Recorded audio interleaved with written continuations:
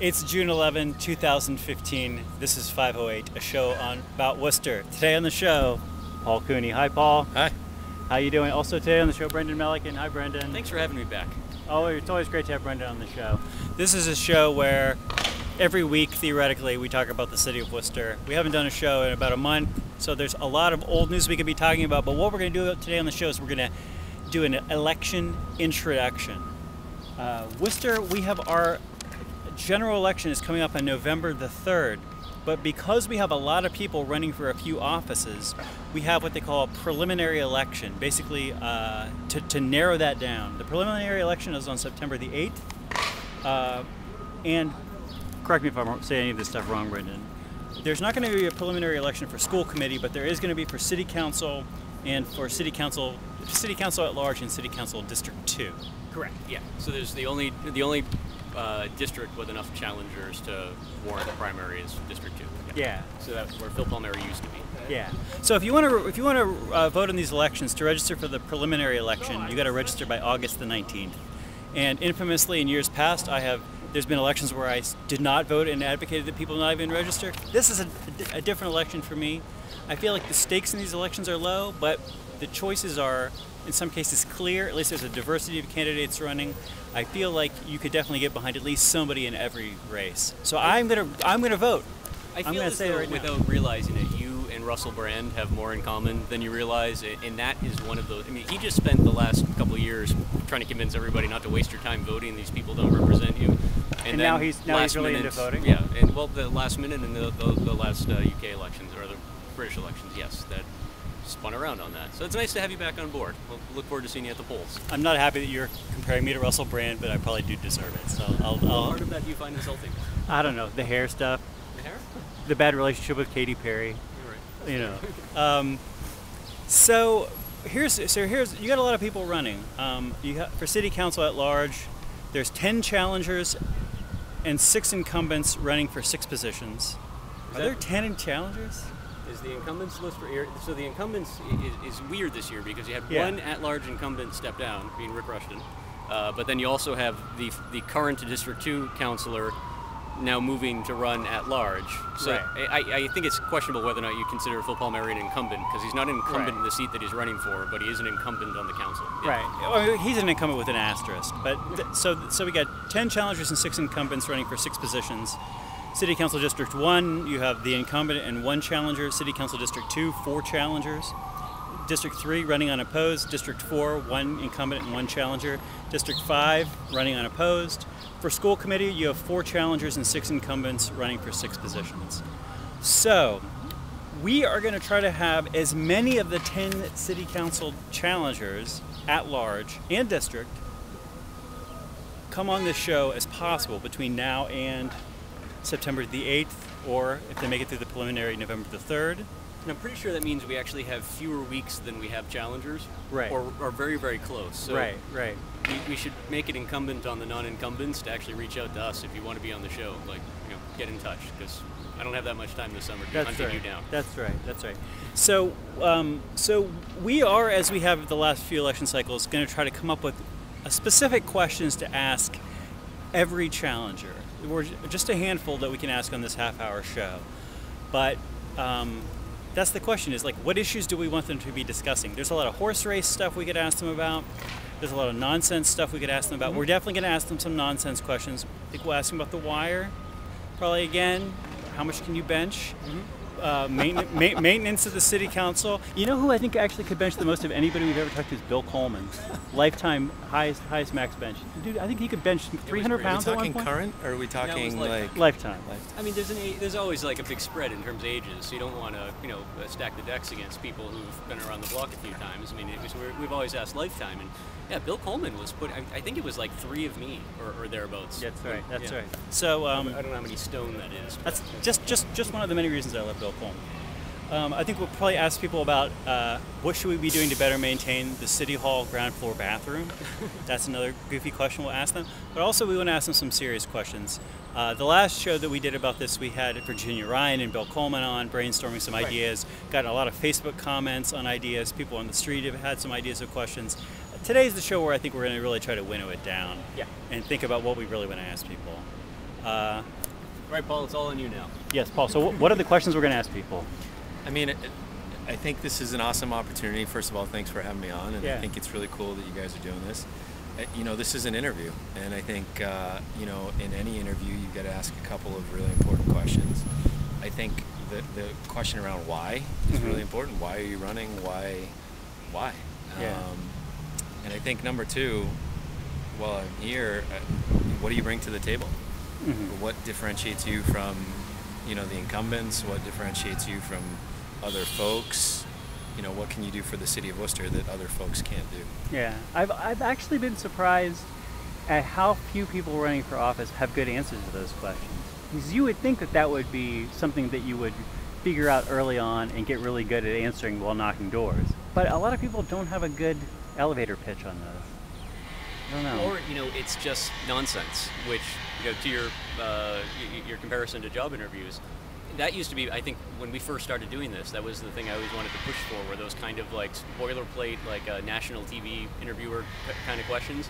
And much like, you know, early presidential cycle questioning, people just fail miserably at that stuff. You know, it's like, it's shocking how many people pull papers to run and actually then start thinking about why it is that they want to run for office, which probably speaks on some level to why oftentimes our local election cycles look more like a popularity contest than, you know, a philosophical or ideological conversation about what matters to the city. But either way, those questions have historically been, while immensely important, really, really hard to pull meaningful answers out of people on.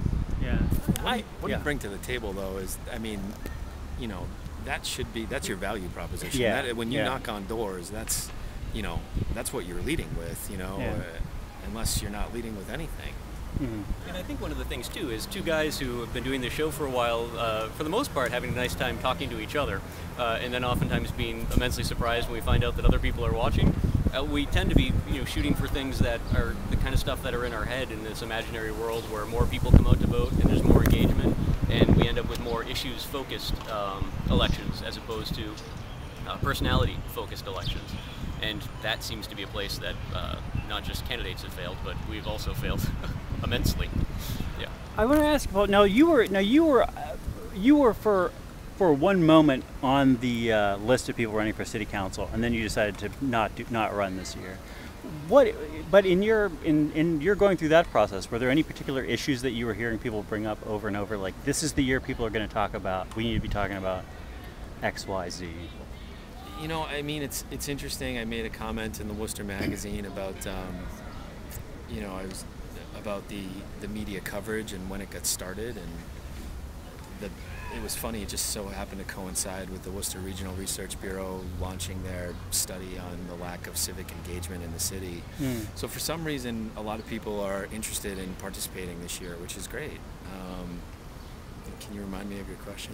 Oh, I was just going to say, are there any particular issues that people have... the lack of engagement thing, I mean, that's something you would discuss, I think, quite a bit, was the idea that, you know, one of the failings in municipal government is the amount of engagement between the general public, not just the people who already have city councilors' cell phones on hand, but the general public, representatives of neighborhoods, even people who don't vote, the people who are actually represented by elected officials in the way that they're able to communicate with the city. Which sometimes, I mean, I think you and I have talked about this too. It's something that it always seems immensely important, and then also seems like an absolute logistical nightmare when you never know what's going to happen when you give somebody a microphone, and then 4 days later you're still discussing some issue of rather insignificant. Yes. It can go sideways real quick. There's definitely a balance, because the system is not set up for everybody to be engaged. No. So if everybody becomes engaged, then, I mean, even if 10% of people become engaged, the whole thing falls apart. Yes. You could actually, well, I mean, and I think that's ultimately the math in this election cycle too, is find a couple hundred friends to come along and vote who don't normally come up in local election cycles, and just as long as you've got around 200 or so ticked off for super voters, you just became a city councilor, right? Like, we're down to some embarrassing. We've had some very, very, very close council and school committee races in recent years. But the numbers are so small that, I mean, if you're watching this right now, chances are good you have more Facebook friends than it would take to get you elected to the Worcester City Council this year. That's right. Or at least through a primary. That's not nice, Brendan. I withdrew from the race, and that's not very nice. Well, that's because you actually took a look at your Facebook friends and realized you weren't going to pass muster. They were all out of the city. Yeah. No, I mean, so Yeah, that level, that engagement component is probably huge, but at the same time balances out with, like you said, does our framework as it exists now even have the capacity to deal with more people bringing more issues and more conversation to the table? Yeah. I would lean towards no. But Yeah. what were some of the things that you? Well, you know, the one question that personally I don't want to ask at all, but that everybody wants to ask, so we're going to have a question on this topic, is something to do with the Worcester Public Schools. Yeah. This is like a big year because of all this controversy over fighting in school and management of schools and all this other stuff. I'm kind of surprised actually that there's so many people running for council at large and relatively few people challenging on the school committee side. Yeah. But the schools and the school committee and all that stuff has been subject of a huge amount of controversy this year. And I think a lot of people really, really deeply care about the school committee this year. I think that bleeds over into people wanting to talk about the same thing, school stuff in the council election. Now, for people at home who don't follow this stuff, the school committee runs the schools, and the council does not run the schools. Yeah. If the school committee was doing a bad job or just sort of letting things roll along in some smooth way, then I would say I would understand why the council would want to muscle in on the schools a little bit. But the school committee is probably a much more hands-on and healthy body of government than the city council, at least at this point. So it kind of is bizarre to me that the city council doesn't just like put all that passion into being a better city council rather than trying to also be a part-time school committee. But people want to hear about the schools. One possible question is just to ask a challenger, what do you think of the role of the city council as regards the schools? Yeah, because I think if you read the charter, it would seem as though the only real role that the city council has, other than the mayor being the de facto head of the school committee, is allocating the finances from the larger city budget to the school committee budget during budget cycle. Right. There really isn't much else there that's spoken to. You could make an argument that the city manager being the de facto head of public safety in the city, and the school and the city council setting his agenda for him, there might be some very large kind of circular argument to be made that like the city council could be directing the city manager to be more involved in public safety in the schools. In public safety in the schools, I guess, and that seems to be the theme that's going on here is the public safety component. But the other side of that, I guess, is how often is the city council actually directing any agenda for the city manager? It's a rarity that they take any interest in that actual role of theirs. It seems on the public side. So it just seems like that would be an odd window to try and jump through using that argument. But maybe somebody is, or maybe somebody has some other idea. Maybe somebody understands the charter in a way that I don't understand the charter. Yeah. Well, and Mike, it may speak to the initial problem or opportunity is that in the past people haven't been able to answer the why. I mean, you pulled papers, there's 16 people running. We haven't seen 16 people run before. You must have felt like you have something to bring to the table. So what compelled you to run? Yeah. But I think it gets into the realm of like, if you're running for Congress, but you have a really, really good understanding of what it means to be a senator, and everything you talk about, or president, and everything that you talk about, it falls under the executive or whatever. It's a weird thing where you've got people running for city council, and they're talking about issues that shouldn't really leave the floor on the school committee unless asked. And I sort of understand why a current counselor would be unhappy with the way something was going in the schools and try to have some influence as a counselor. It's weird to me just to think about somebody who's like, I care passionately about the schools, and so that's why I'm running for the city council. Well, the why don't you run the school committee? Just say that the rationale is this happens to be an election year. There really isn't anything new or crazy happening in the schools in scale, right? I mean, anything that we've seen has happened with such an infrequency that it would still be considered a statistical anomaly. And I think being an election year, you have incumbent city councilors who realize that a large percentage of the people who still vote are parents with kids in the schools. So speaking to them just makes a heck of a lot of sense. Even if it's not in your wheelhouse, speaking to them makes a heck of a lot of sense from a strategy standpoint. So you would say I want to get involved with school issues because the marketing is a lot easier. It's a heck of a lot easier than coming up with a great idea, and it keeps people from wondering why we still don't have fluoride in our water. Yeah, and I mean there's. Well, so the second topic I think we probably want to ask somebody a question about is economic development. I know this is something you really care about. Well, it is, but I mean, I think maybe in a different way than we often talk about it. I'm not necessarily interested in like specific ideas around, how do we get Whole Foods into the city, or, what are we doing to increase, the likelihood of the Pawtucket Red Sox come in to town. I mean, it's more on a granular level. Maybe you speak to it in the sense of the involvement with the schools, right? So if you're going to be a city councilor and you're going to muscle your way into school committee conversations about public safety and the role of police and the way things are managed in the schools, then maybe take that relationship a step further and try and explain to all of us sitting at home where the, whatever it is, 3,000 or so jobs that we need for every graduating class that come out of the Worcester Public High Schools, where are they coming up every year? As the existing population stays older, continues working longer, we actually need more and more jobs in our pipeline. And I'm not seeing a lot of that being created. So it's more of like a hypothetical, my interest anyway, is more of a hypothetical sort of thing. I'm not looking for the specific development opportunities, just the generally, what are you doing as an elected body to actually encourage the kind of growth that's going to allow everybody to have some degree of potential success as individuals in Worcester? Not just the 7% of people who show up to vote. I also think it'd be fun if you asked candidates, and it sounds trivial, but what is economic development to you? Like, if somebody says to you, hey, I'm really concerned about economic development, like, what does that mean to you? I mean, when you hear that, what's the first thing that you think about? Or like, if you had a magic wand to affect economic development in a positive fashion, what would be the three things that you would do? Not to flip-flop on Brendan's, but what would be the three things that you would do? Because I think, sometimes we, as adults, we have a tendency to just assume that people understand the meaning and all that goes into a certain thing. And the reality is economic development's a really broad topic. And if you just start throwing around these terms like really loosely, like, oh yeah, I'm in favor of economic development. Well, I would hope you are, like I would hope you're in favor of the sun rising tomorrow too. Yeah. Like, so specifically, what does that mean? Or, I mean, I almost feel like we should define it back to them. Like, honestly, if somebody asked me any of those questions you just asked about economic development, I would be like, I don't know. Like, I don't really understand the economic development on the municipal level. Yeah. In fact, not only I don't kind of understand it, I don't understand it at all, economic development on the municipal level.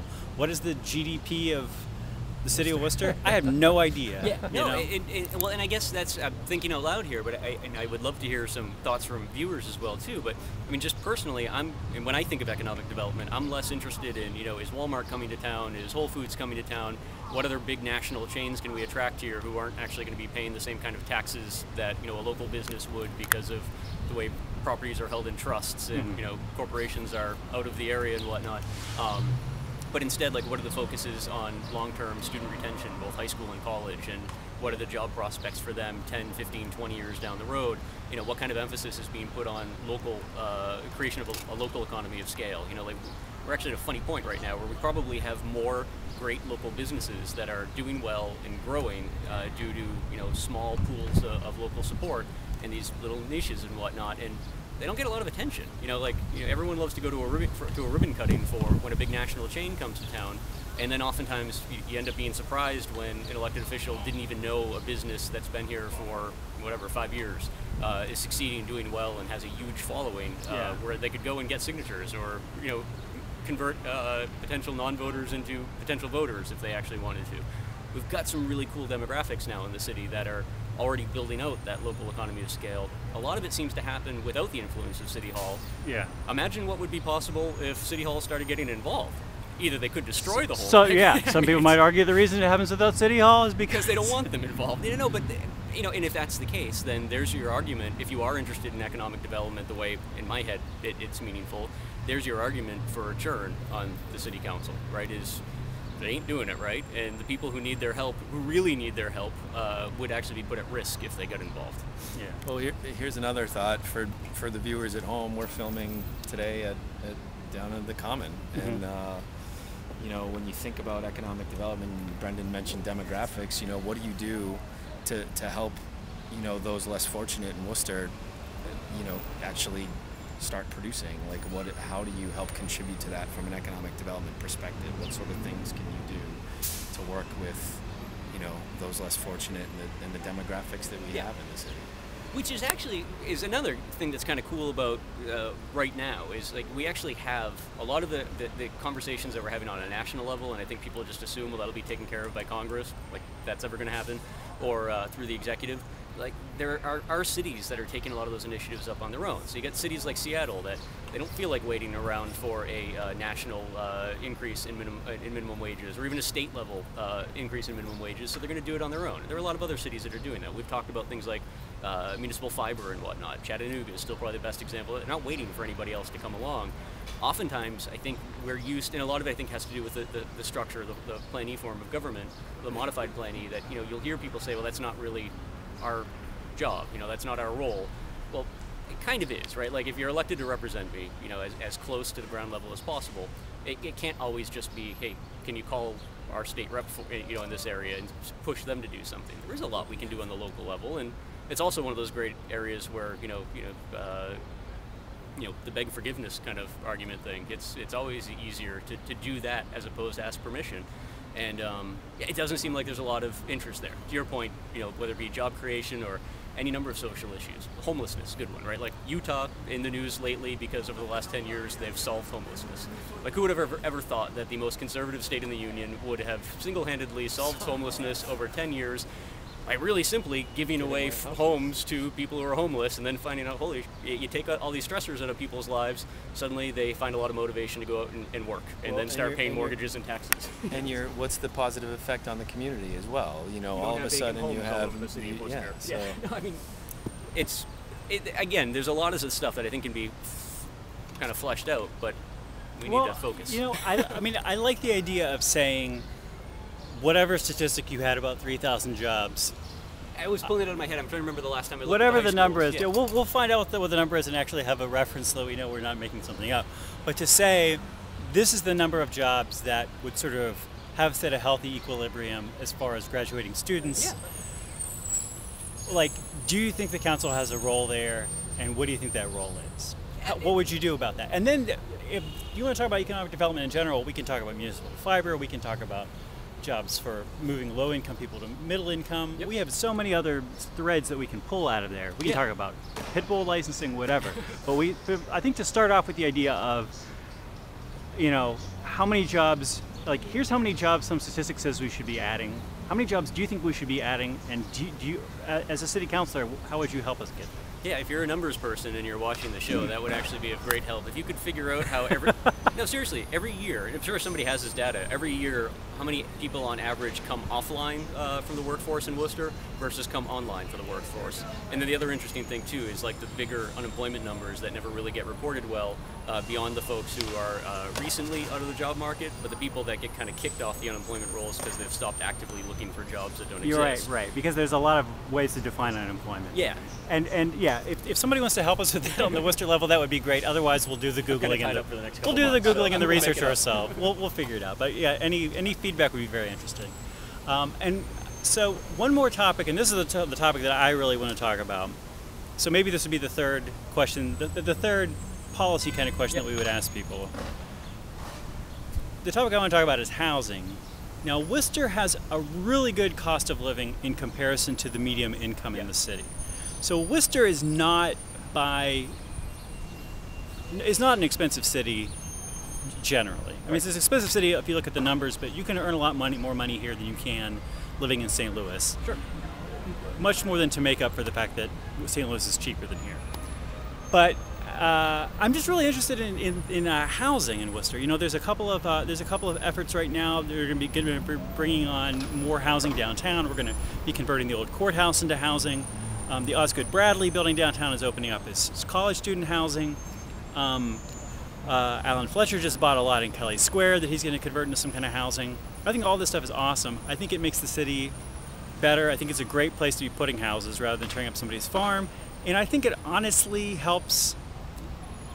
It helps a lot of people, not everybody. And this is, I guess, why housing is tricky. Like if you already own property, you already own a house.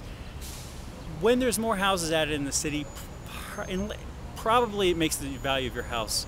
It makes there be less demand for your house. As a guy who owns a house, I can tell you that having bought that house before the market completely imploded on itself, it will probably be another decade, if not longer, before even right. come back to breaking even. I think So, I think it's- these little pressures worrying about the housing property right. Like frequently the market just says, I don't really care what you're doing on the local level. We're going to completely change the national housing market. Right. But anyway, to stop rambling for a second, to ask a candidate, the question to ask a candidate would be, do you think Worcester has enough housing right now? Would you like to see more housing in Worcester?